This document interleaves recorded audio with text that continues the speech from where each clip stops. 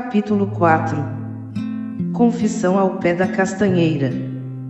Dali alguns instantes, o silêncio daquela observação de Zamunga e Zimargo foi interrompido por uma Irara que seguia em sua caminhada noturna. Surpreendida ao dar de súbito com a claridade da fogueira, por alguns segundos ela parou assustada e desorientada em frente aos dois. Neste momento, Zimargo quebrou a sua quietude e, se referindo ironicamente a este animal, argumentou: "Meu bom capitão, é melhor a gente ir também, que já tem chupacabra nos rodeando por aqui." Zamunga, também irônico e sorridente, emendou: "Chupa galinha, chupa ovo, ou será apenas um chupa-mel?" "Pois é, capitão, mas eu prefiro mesmo é papamel. Este nome é mais inofensivo, menos assustador." E os dois soltaram uma pequena gargalhada. Em seguida, Zimargo se levantou para bater em retirada, dizendo: meu velho, vamos descansar então." "Não, meu filho. Hoje eu poso ao lado desta bela árvore." "Mas por quê, capitão?" "Ah, por falar em árvore, capitão. Será que ainda existe aquela árvore ao redor da qual a tribo de sua mãe fez aquele ritual, para enterrar o corpo dela?" "Sim, Zimargo. Esta árvore ainda existe." "Mas onde ela fica, capitão?" Neste exato momento, eu estou encostado nela." "O que, capitão?" "Sim, filho. É isso mesmo. Foi ao pé desta árvore aqui que ocorreu toda aquela cerimônia. E não só minha mãe, mas também meu pai aqui foi e está enterrado." "O pai do senhor, também?" "Sim, Zimargo, o meu pai também." Zimargo, boquiaberto, sentou-se no chão em frente a Zamunga, pensou um pouco, argumentou: "Então foi por isso que o senhor me deu a ideia e insistiu comigo, naquele dia, para que atracássemos o barco neste ponto do rio. Foi por isso que o senhor sugeriu que abríssemos a clareira e erguêssemos as tendas nesta margem, e lá adiante. Agora eu estou entendendo aquele estranho comportamento do senhor, assim que desembarcamos aqui. Bem que eu vi o senhor naquele dia vir ao encontro desta árvore e abraçá-la, em seguida, limpar este chão em volta dela, depois, ficar admirando ela por todo aquele tempo. Naquele dia, eu até pensei em perguntar pro senhor a razão daquele seu comportamento. Mas imaginei aqui comigo que aquilo fosse apenas coisa de mameluco. Assim, um comportamento normal de quem tem sangue de índio nas veias, e que por isso, às vezes, pode e parece tratar essas árvores como se fossem gente da própria família. Eu concluí que fosse apenas isso, e nada, então perguntei pro senhor. Mas jamais imaginei que o motivo maior fosse esse. Meu pai. Que coisa."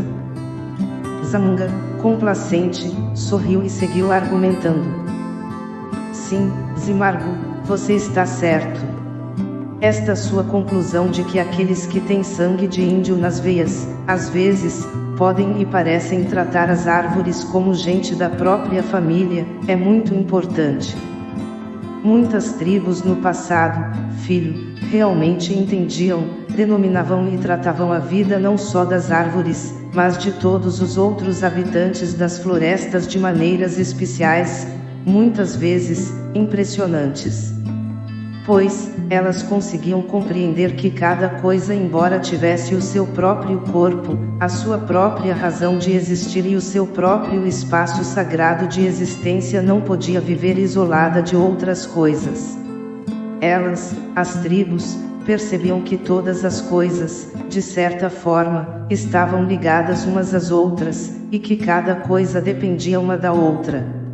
Naturalmente, as coisas podiam ter formas iguais, parecidas ou diferentes, mas era justamente a união, a relação entre elas e a mistura de suas variadas formas, é que dava brilho, movia, equilibrava e mantinha a existência, a vida de todas elas. Pois, por exemplo, um único pingo de água não formaria um rio, uma única árvore não formaria uma floresta. E o que seria do rio sem a floresta, ou da floresta sem o rio? E o que seria dos índios, dos bichos, dos peixes e das aves sem as florestas e os rios? Assim, portanto, as tribos se perguntavam, Zimargo, e concluíam que a presença do rio em união com a floresta era algo sagrado, pois promovia a vida. Assim como a presença do índio em união com a Índia era algo sagrado, pois também promovia a vida. E o mesmo notavam que ocorria com os bichos, os peixes e as aves. Elas sabiam que as uniões entre índios e índias formavam famílias, e que a união dessas famílias formavam tribos. Enfim, compreendiam que a presença e a união de todas as coisas vivas e não vivas que promoviam a vida eram sagradas. Percebiam que, num sentido geral, que a união das uniões entre todas as coisas do mundo formavam uma única e maior família, cuja mãe, na língua dos brancos, elas sabiam ser chamada de natureza. E por isso, Zimargo, elas respeitavam e tratavam as coisas como seres da própria família. Por meio de seus rituais, elas então demonstravam os significados que conseguiam encontrar em todas as coisas que faziam parte de sua existência. Assim, elas passavam e aumentavam os seus conhecimentos de geração em geração. Mas, o triste é que hoje as tribos estão se acabando, estão se desfazendo aí pelas civilizações afora. A ideia e o costume do índio estão se influenciando muito com as ideias e os costumes dos brancos. A gente que já é bem velho, e que é meio branco e meio índio e que viveu e vive na pele esta mistura de ideias e costumes sabe dizer, com razão, um pouco do quanto os conhecimentos e significados indígenas estão sendo deixados de lado e perdidos. O povo de minha mãe mesmo se dispersou e já não mais existe como uma tribo. O ritual do Corinamã, que era aquele ritual que faziam para enterrar os seus mortos, deixou de ser feito, e dele já se esqueceu no tempo. Ele falava do fogo, da terra, dos objetos indígenas, da irmandade, da comunhão e do respeito que devia existir entre os índios, e do valor da árvore para o corpo e do corpo para a árvore e, enfim, do valor que eles imaginavam que a árvore acabava tendo para o espírito. Portanto, pelo menos para o povo de minha mãe, ele era rico em significados. Zimargo, nessa altura, um pouco pensativo, argumentou. Realmente eu fiquei impressionado com esse ritual, mas, acredito que não percebi nada do significado dele. Pois é, Zimargo, mas presinto que ainda caminharemos muito tempo juntos. Não faltará oportunidade para comentarmos sobre este e outros rituais. Sim, está certo, capitão. O senhor e suas surpresas. Que coisa! Jamais imaginaria que aqui tivessem sido sepultados os seus pais.